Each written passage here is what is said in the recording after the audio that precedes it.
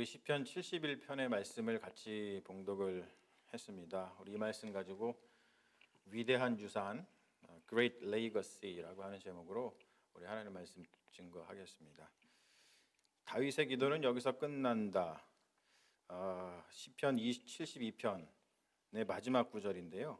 우리 시편 1권과 시편 2권은 흔히 다윗의 시편이라고 이야기를 하죠. 고백에는 자기 삶의 경험이 담기기 마련이기 때문에 다윗 시편을 읽을 때 다윗의 삶에 대한 이해는 필수적입니다. 그러므로 다윗 시편을 읽을 때에 우리는 다윗의 이야기를 담고 있는 사무엘 상하의 성경을 함께 읽어야 되죠. 그러면 다윗의 시편의 고백이 그냥 시 고백으로 끝나는 것이 아니라 현실성과 활동성을 얻습니다. 그냥 고백이 아니라 삶의 현장에서 살아 숨쉬는 고백으로 읽히게 된다는 뜻이죠. 다윗의 시편이 끝나가는 마지막 두 번째의 노인 71편, 오늘 우리가 읽은 본문의 말씀인데요. 71편의 화자, 말하고 있는, 고백하고 있는 시를, 노래를 부르고 있는 사람은 노인입니다. 노인. 다윗이 노년기에 쓴 시라고 이제 볼 수 있겠는데요. 우리는 본문의 진술을 통해서 시인의 나이를 추측해 볼 수 있죠. 9절에 보면 늙었다고 이 몸을 버리지 마옵시고 기력이 다하였다고 내치지 마옵소서, 이러한 기도를 드립니다. 그리고 또 18절에 보면 이제 이 몸은 나이 먹어 늙었습니다, 이렇게 자기 스스로를 고백을 하고 있습니다. 그리고 이 시편 71편에는 이어서 노인의 소망이 담겨 있는데요. 여러분, 이 소망을 잘 기억해 둘 필요가 있습니다. 당신께서 팔을 펴사 이루신 일, 그 힘을 오고 오는 세대에 전하게 하소서. 이것이 시편 71편의 주인공인 그 노인의 소망입니다. 71편은 24절로 구성된 짧은, 길지 않은 시편인데 그 9절 안에는 하나님을 갈망하면서 살았던 한 노인의 한 인생의 희로애락이 모두 집약적으로 들어 있습니다. 시인의 인생은 굉장히 고달팠습니다. 평생 자신의 생명을 해하려는 자들의 위협 아래에서 살았죠. 그리고 또 말씀을 보면 시인은 모태신앙이었던 것 같습니다. 모태에서부터 나는 당신께 의지하였고 어머니 뱃속에 있을 때부터 당신은 나의 힘이었으니 나는 언제나 당신을 찬양합니다, 이렇게 6절에서 시인이 고백을 하고 있죠. 이것은 굉장한 고백입니다. 모태에 있을 때를 기억하는 사람은 없죠. 여러분 중에 나는 엄마 뱃속에 있을 때 있었던 일들이 기억나, 이렇게 말하시는 분은 한 분도 없으실 거예요. 그러나 시인은 자신이 모태에서부터 하나님을 의지하였고 그때부터 하나님은 자신에게 힘이 되어 주셨다고 고백을 합니다. 여러분, 이런 고백을 보면 참 아름다운 고백입니다. 너무나 아름다운 고백이에요. 더 나아가 시인은 7절에서 이렇게 고백을 하고 있는데요. 사람들이 나를 보고 이상히 여겼지만 당신만은 나의 든든한 의지였습니다. 제가 71편을 묵상하면서 이 진술에서 이게 좀 눈이 멈춰 섰습니다. 사람들이 나를 보고 이상하게 여겼습니다. 사람들이 그 시인을 보면서 저 사람 참 신기한 사람이구나, 참 이상한 사람이구나, 이렇게 생각을 했다는 것이죠. 살면서 우리가 두려워하는 시선이죠. 우리는 살면서 사람들이 나를 이상하게 여길까 봐 두려워합니다. 그러나 시인은 고백을 합니다. 사람들이 자신을 이상하게 여겼다고. 왜 사람들은 이 시인을 이상한 사람이라고 여겼을까? 71편에 면면이 흐르고 있는 그 시인의 고백을 보면 이유를 어렵지 않게 알 수 있는데요. 그 이유가 뭐냐면 어떠한 상황에서도 오직 하나님만을 의지하였기 때문입니다. 여러분, 이게 가능한가? 어떠한 상황에서도 하나님만을 의지하였기 때문입니다. 우리는 하나님을 의지하는 척하지만 실상은 하나님을 붙들다가도 어느 정도 선에서 적당히 현실과 타협을 하죠. 사람이 떡으로만 살 것이 아니요 하나님의 입으로부터 나오는 모든 말씀으로 살 것이니라 라고 하는 광야에서 배고픔 가운데 마귀에게 유혹받으시며 말씀하셨던 예수님의 이 말씀, 사람이 떡으로만 살 것이 아니오 하나님의 입으로 나오는 모든 말씀으로 살 것이니라, 이 말씀을 들으면 아멘 우리가 하죠. 그렇게 하다가도 또 예수님께서 너희는 먼저 하나님 나라를 구하라 그리하면 이 모든 것을 더해 주시리라 라고 하는 말씀에 아멘 하다가도 어느 순간 사람이 어떻게 말씀으로만 사나, 떡도 먹고 살아야지, 어떻게 맨날 하나님 나라를 먼저 구하나 라고 슬쩍 현실과 타협을 합니다. 그러나 시인은 오직 하나님만을 의지했다고 고백을 하고 있어요. 시인을 해하려는 자들, 원수들은 그 시인을 향해서 이렇게 수군거렸습니다. 11절에 보면 이런 말을 하죠. 하나님도 버린 자 쫓아가서 붙들어라, 구해줄 자 없으니 잡아다가 족치자, 이런 이야기를 합니다. 그러니까 누가 봐도 끈 떨어진 신세, 고통을 당하고 있는 신세, 누가 봐도 야, 저 사람하고는 하나님이 함께 하신다라고 우리가 볼 수 없어, 인정할 수 없어, 그런 상황에서, 그렇기 때문에 원수들이 그를 험악하게 대했지만 시인은 그러한 와중에서도 원수들에게 무릎 꿇지 않고 끝까지 하나님 한 분만을 의지했다라고 고백을 합니다. 여러분, 이게 가능한 일인가? 그렇게 엄마 뱃속에서부터 하나님만을 의지하면서 살아왔던 시인은 이제 늙어서 죽음을 앞두고 있습니다. 살 날이 얼마 남지 않았습니다. 그래서 그에게는 어떠한 소망이 마음속에 있었습니다. 시인의 소망은 이런 것이었죠. 아까 제가 여러분한테 기억하라 그랬죠. 당신께서 팔을 펴사 이루신 일, 그 힘을 오고 오는 세대에 전하게 하소서.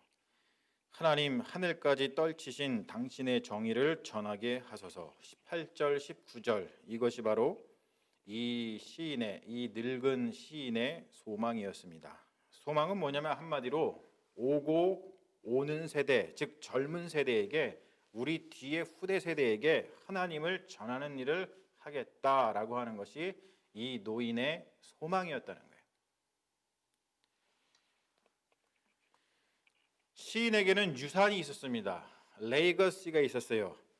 그의 유산이 뭡니까? 지금 계속자가 말한 것에 의하면 그의 유산은 다른 게 아니고 하나님이었습니다. 하나님. 엄마의 태에서부터 모은 유산이니 얼마나 막대한 유산입니까? 시인은 그 하나님이라고 하는 유산을 오고 오는 세대에게 물려주고 싶어 합니다. 자, 그러면 여기서 우리가 이런 질문을 해보죠. 오고 오는 세대는, 우리의 후대 세대는 시인의 그 유산을 물려받고 싶어 할까? 시인은 하나님을 물려주고 싶어 하는데, 그러면은 그 후대 세대는, 그 뒷세대는 그 유산, 하나님이라고 하는 유산을 물려 싶어 할까? 여러분, 이것은 시편의 시인 세대에서도 중요한 문제였지만 지금 우리가 사는 시대에는 더 절실한 문제가 되었습니다. 유산을 물려주려면 우선 우리에게 뭐가 있어야 되죠? 유산이 있어야 됩니다. 유산. 그리고 그 유산은 가치가 있는 것이어야 돼요. 가치가 없으면 그것을 오고 오는 세대에게 물려주려 해도 외면당할 것이기 때문입니다. 유산이 가치가 있으려면 어른 세대는 그 유산의 가치를 입증해야 됩니다. 자, 그렇다면 우리가 이렇게 한번 질문을 해보죠. 굉장히 중요한 질문인데요. 여러분 한번 보십시오. 이 질문을. 우리 어른 세대의 그리스도인은 하나님이라고 하는 유산을 얼마나 가지고 있으며 그 유산이 가치 있는 유산이라고, 그리고 그 유산을 보았을 때 젊은 세대들이 나는 저 유산을 참 물려받고 싶은 유산이야 라고 할 생각이 들 정도로 가치를 우리가 창출하고 있는가? 굉장히 중요한 그런 질문입니다. 소설입니다. 저는 시편 71편을 묵상하면서 19세기 영국의 빅토리아 시대를 살았던 소설가 찰스 디킨스가 쓴 위대한 유산이라고 하는 소설이 생각이 났습니다. 화면에 보이시는 찰스 디킨스, 이분이 그 유명한 위대한 유산이라고 하는 소설을 쓰셨죠. 이 소설은 디킨스가 창간한 1년 내내라고 하는 잡지를 통해서 연재되기 시작해서 1861년에 완성한 소설입니다. 여러분 날짜를 잘 기억해 보세요. 1861년, 19세기 중반이죠. 1861년에 완성한 소설입니다. 우리가 지금 자본주의 그리고 물질 문명의 지붕 아래에서 살고 있죠. 그런 우리들은 지금 이러한 문명의 틀을 본격적으로 이루기 시작한 유럽의 18세기 그리고 19세기를 잘 알고 있어야 됩니다. 그 이전까지 18세기, 19세기 이전까지 인류는 지금의 삶의 방식으로 살지 않았습니다. 우리가 지금 이렇게 물질 문명의 토대를 이루게 된 것은 18세기, 19세기에 걸쳐 일어난 여러 가지 인류사적 혁명들, 우리가 잘 아는 산업혁명, 프랑스 혁명 이런 것 때문입니다. 찰스 디킨스는 그러한 문명 사회의 전환기에 살면서 문명이 변하면서 발생하게 된 인간성의 문제를 소설을 통해서 비판적으로 들여다보고 있습니다. 1789년에 있었던 프랑스 혁명이 일어나기 전까지 서구 사회는 전반적으로 고정된 계급 사회였어요. 신분이 정해져 있었고 그 신분이 세습되었습니다. 왕의 신분은 그 자녀들에게 세습이 되었고 귀족 신분도 그 자녀들에게 세습이 되었습니다. 그리고 평민의 신분도 자녀들에게 그대로 세습이 되었습니다. 그러다가 1789년에 있었던 프랑스 혁명을 기점으로 해서 왕 그리고 귀족 세력이 무너집니다. 그리고 나서 새롭게 등장한 신흥 세력이 있는데 우리가 잘 아는 부르주아라고 하는 세력이 등장을 합니다. 자본가 계급이죠. 돈 있는 사람들입니다. 자본주의가 본격적으로 사회를 지배하기 시작하면서 자본, 즉 돈을 많이 가진 사람들이 사회에 영향력을 미치는 새로운 세력으로 등장을 하게 됐는데 신분이 고정되어 있던 사회에서 이제 돈만 있으면 신분 상승을 이룰 수 있는 시대가 된 것입니다. 여러분, 이것은 엄청난 사회의 변화였어요. 엄청난 사회의 변화. 그런데 새롭게 등장한 세력인 이 부르주아 계급은 물질은 굉장히 풍요로웠습니다. 산업혁명을 통해서 돈을 많이 모았기 때문에 물질은 풍요로웠는데 그들에게는 귀족들이 지니고 있었던 정신적인 풍요로움이 빈곤했어요. 그래서 부르주아는 평소에 귀족들을 굉장히 선망했는데 그 평소에 선망하던 대상이었던 귀족들과 같은 정신적인 풍요로움을 추구하며 새로운 인간상을 만들어 나갔습니다. 이런 인간이 정말 좋은 인간인 거야. 그런 새로운 인간상을 만들어 나가는데 바로 이런 인간상입니다.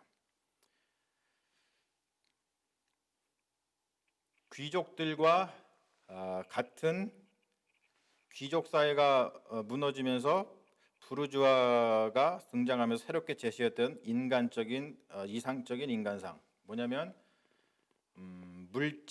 물질이 여유롭고 정신적인 소양도 갖추고 있고 도덕적인 품성을 고루 갖춘 그런 인간, 이것을 이상적인 인간이라고 생각을 했습니다.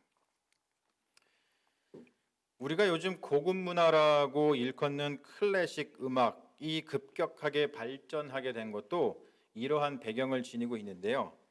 클래식 음악은 우리가 알다시피 누구의 문화였습니까? 귀족들의 문화였습니다. 귀족들.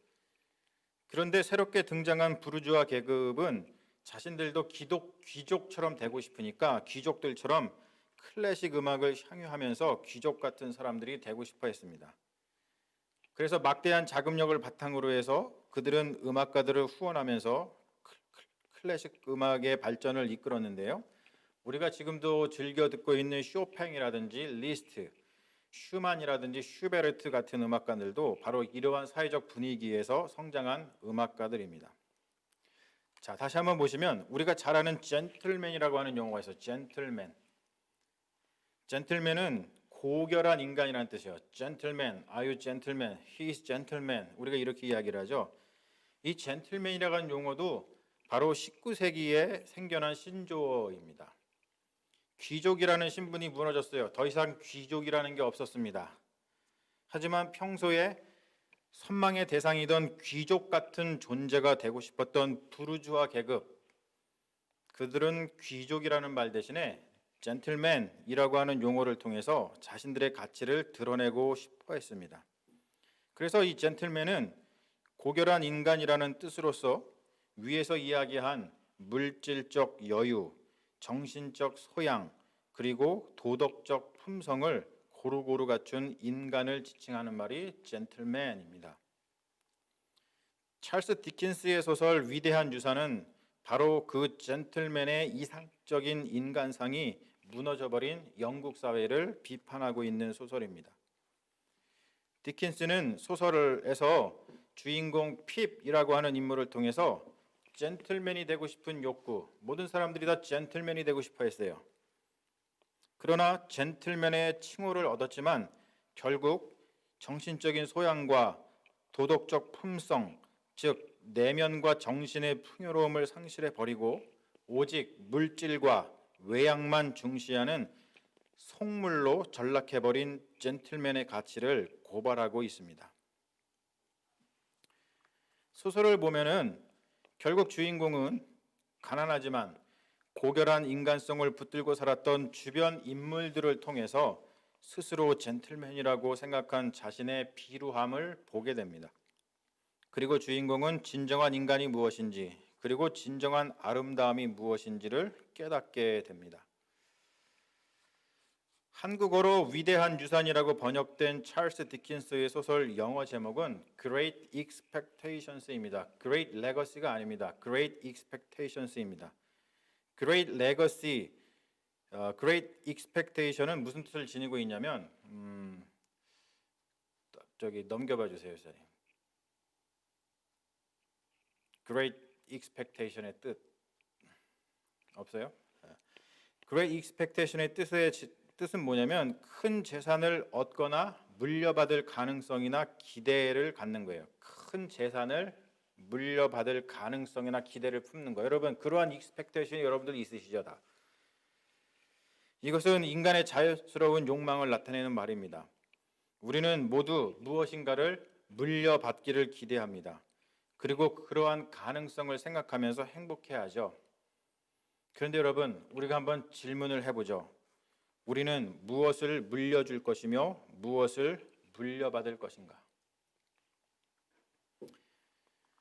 물질 문명 아래 살다 보니까 그리스도인들도 어느덧 찰스 디킨스 소설 위대한 유산의 주인공처럼 속물 신사가 되어버린 듯합니다.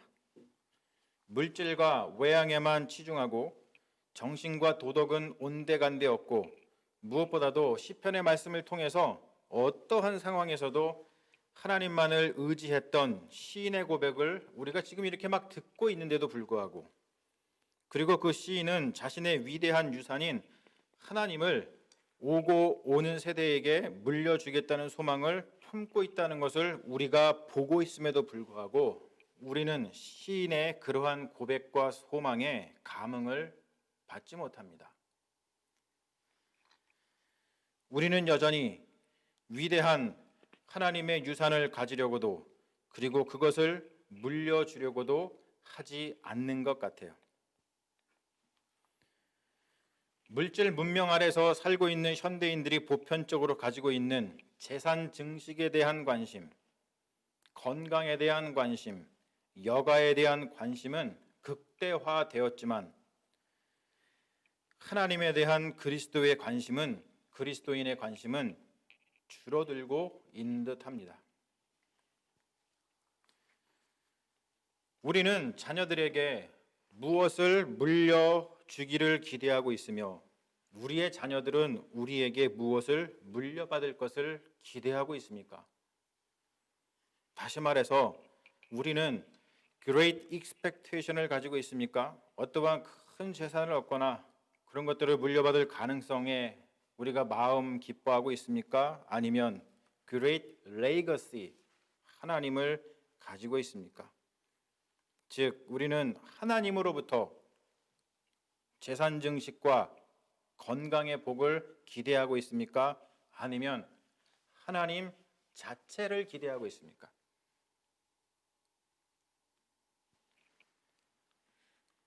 사실 우리는 하나님 자체를 유산으로 받는다는 것과 그것을 유산으로 물려준다는 것 자체를 낯설게 여깁니다. 우리가 생각하는 유산은 물질 또는 건강으로 한정되기에 하나님에게 복을 받는다는 것은 재산 증식이나 건강을 받게 된다는 것과 동일하게 여기는데 우리는 매우 익숙합니다. 그렇다 보니까 우리의 기도를 들여다보면 우리의 기도는 간구간청의 기도, 감사의 기도만 넘쳐나고 우리의 기도에는 영광과 찬양의 기도가 턱없이 부족합니다. 다른 말로 해서 하나님 이거 주세요, 저거 주세요, 하나님 이거 주셔서 감사합니다, 저거 주셔서 감사합니다라는 기도는 우리가 많이 드리지만 오늘 시편에서 시인이 기도하고 있는 것처럼 하나님, 나는 언제나 당신을 찬양합니다. 나의 입은 당신께 향한 찬양을 가득 담았고 날마다 당신의 영광을 찬양합니다 라고 하는 이러한 찬양의 기도는 드리지 못하고 있습니다. 위에서 했던 질문을 다시 던지고 싶습니다. 다시 한번 이 질문을 보여주세요. 다시 던지고 싶은 질문입니다. 우리 어른 세대의 그리스도인은 하나님이라고 하는 유산을 얼마나 가지고 있으며 그 유산이 가치 있는 유산이라고, 그리고 그 유산을 보았을 때에 젊은 세대들이 물려받고 싶은 유산이라고 하는 생각이 들 정도의 가치를 우리들이 창출하고 있는가?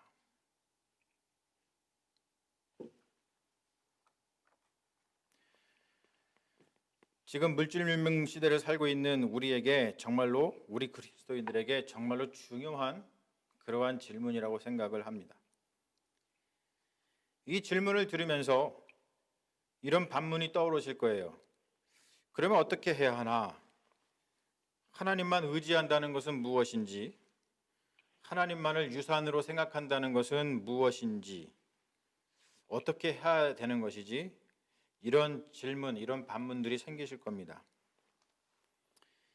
이러한 질문들에 대해서 실천적인 지침을 내리는 것은 쉽지 않은 문제입니다. 이런 것과 관련해서 수많은 아름다운 이야기들이 있죠. 사도행전에도 있고 한국 초대교회사에도 있습니다. 사도행전에서도 보면은 모든 소유를 팔아서 각기 필요에 따라 나누어 썼다는 이야기가 있어요. 왜 그렇죠? 이들에게는 하나님 한 분 외에 다른 모든 것이 필요 없다고 생각됐기 때문입니다. 초대교회사도, 한국 초대교회사도 보면은 예배당 건축을 하기 위해서 집을 팔고 또 쌀을 나누어서 먹고 노비를 해방시킨 일도 있었습니다. 그러나 요즘은 이러한 구체적인 예화를 들고 실천적인 지침을 내리는 일이 쉽지가 않습니다. 잘못 이야기하면 오해를 불러일으키거나 저항을 받기 때문이죠. 하지만 여러분, 우리가 이 문제, 지금 우리가 전하고 있는 이 말씀, 그리고 우리가 저희들이 지금 던지고 있는 이 질문, 이 문제를 진지하게 고민하게 된다면 하나님께서 어떻게 실천해야 될지 우리에게 지혜를 주실 거라고 믿습니다. 다만 분명한 것은 말씀을 통해서 우리가 추구하고 있는 유산이 무엇인지를 다시 한번 생각해 볼 필요가 있다는 것이죠. 무엇보다도 우리는 하나님을 통해서 무엇인가를 얻기를 기대하는 신앙을 가지고 있는가? 하나님을 통해서 무엇을 얻기를 기대하는 신앙을 가지고 있는가? 아니면 하나님 자체를 유산, 레이거시로 여기고 있는 것인지, 아주 기초적이고 아주 전복적인 이 질문을 스스로에게 던져볼 필요가 있다는 것이죠. 성경은 하나님을 통해서 무엇인가 얻게 되는 복을 말하기보다도 성경은 우리에게 하나님 자체를 유산으로 물려주고 있습니다. 찰스 디킨스는 자신의 소설 위대한 유산을 통해서 사람들에게 이렇게 묻고 있었죠. 당신은 젠틀맨인가? Are you gentleman? 이러한 질문을 받았을 때에 그 소설을 진지하게 읽은 사람들은 자신의 모습을 돌아보면서 혹시 자신이 속물 젠틀맨이었다면 주인공 핍과 같이 마음을 돌이켜서 진정한 젠틀맨이 되기 위해서 노력을 할 것입니다. 마찬가지로 시편, 우리가 오늘 하나님께 받은 이 시편은 우리에게 이렇게 묻고 있습니다. 당신은 하나님의 백성인가? 당신은 그리스도인인가? 이 시편의 말씀, 이 시편으로 신앙을 고백하는 시인, 이 노인 시인의 질문을 진지하게 읽는 그리스도인이라면 우리가 진정 모아야 하고 나누어야 하는 유산, 레이거시가 무엇인지를 진지하게 생각하게 될 것입니다. 그리고 하나님만이 나의 유산이시고 그 가치를 온전히 완전히 오고 오는 세대에게 전하겠다고 시편의 시인처럼 고백하게 될 것이라 믿습니다. 사랑하는 여러분, 이 고백, 하나님만이 나의 유산이십니다. 나는 이것만을 가지고 이것을 나의 후대에게 물려주기 위해서 내가 살아가겠습니다 라고 하는 이 고백이 우리의 고백이 되기를 주님의 이름으로 소망합니다. 우리 이 소망을 마음속에 담고 날마다 숨쉬는 순간마다 찬양하면서 우리 주님을 찬양하겠습니다.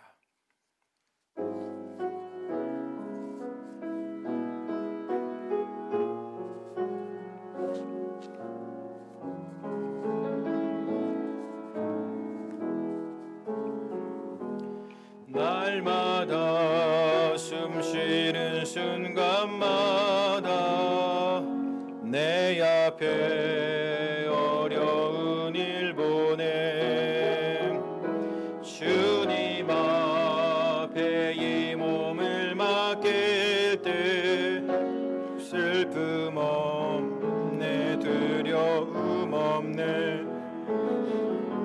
주님의 그 자비로운 손길 항상 좋은 것 주시도다 사랑스레 아픔과 기쁨을 수고와 평화와 안식을 날마다 주님 내 곁에 계셔 자비로 날 감싸주시네 주님 앞에 이 몸을 맡길 때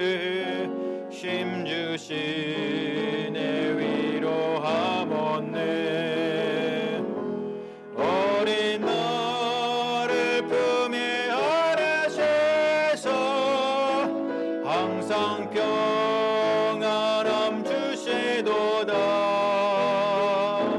내가 살아 숨 쉬는 동안 살피신다 주가 약속하셨네. 인생의 어려운 순간마다 주의 약속 생각해보네. 주님 속에 믿음 잃지 않고 말씀 속에 위로를 얻네. 주님의 도우심 바라보며 모든 어려움 이기도다. 흘러가는 순간순간마다 봅니다. 주여, 우리는 누구입니까? 우리는 주님께 부름받은 그리스도인입니다. 주님, 우리는 무엇을 유산으로 물려받았으며 무엇을 유산으로 남겨주려 하고 있습니까? 그리스도인으로서 우리는 하나님이라고 하는 유산을 얼마나 가지고 있으며 그 유산이 가치 있는 유산이라고, 그리고 그 유산을 보았을 때 젊은 세대들이 물려받고 싶은 유산이라는 생각이 들 정도의 가치를 창출하고 있습니까? 주님, 우리도 늙은 시인처럼 모태에서부터 주님의 유산을 모은 진실로 부요한 자가 되고 싶습니다. 주님과 동행하는 삶을 살며 주님께서 우리의 삶에서 이루시는 일들을 온몸으로 경험하여 그 위대한 일들을, 주님의 그 신실하심과 성실함을 오고 오는 세대에게 전하는 자가 되고 싶습니다. 우리 입술에 주님을 향한 사랑의 고백이 넘치게 하시고 주님의 위대하심을 향한 찬양이 가득하게 하옵소서. 그리하여 우리가 모으고 간직해야 할 위대한 유산, 우리가 다음 세대에게 넘겨주어야 할 위대한 유산은 오직 하나님 한 분뿐이라는 것을 깨달아 알게 하옵소서. 십자가에 죽으셨다가 부활하시어 온몸으로 우리에게 하나님을 전해주신 우리 주 예수 그리스도의 이름으로 기도합니다. 아멘.